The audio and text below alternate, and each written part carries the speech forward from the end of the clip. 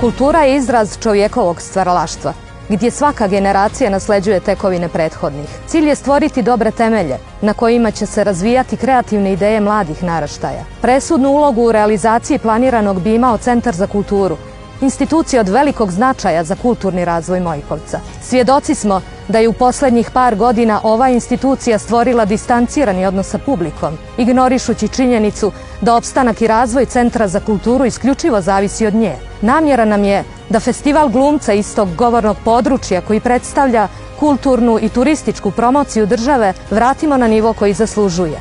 Podržimo već afirmisano amatersko pozorište koje dugi niz godina bilježi zavidne rezultate. Omogućimo istaknutim likovnim stvaraocima da nesmetano realizuju umjetničke ideje i utiču na kulturni ambijent grada. Damo doprinos književnom i folklornom stvaralaštvu.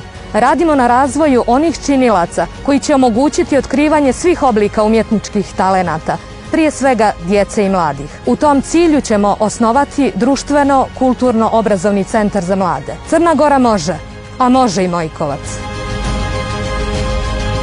Može Mojkovac, može Crna Gora. Zaokruži 5.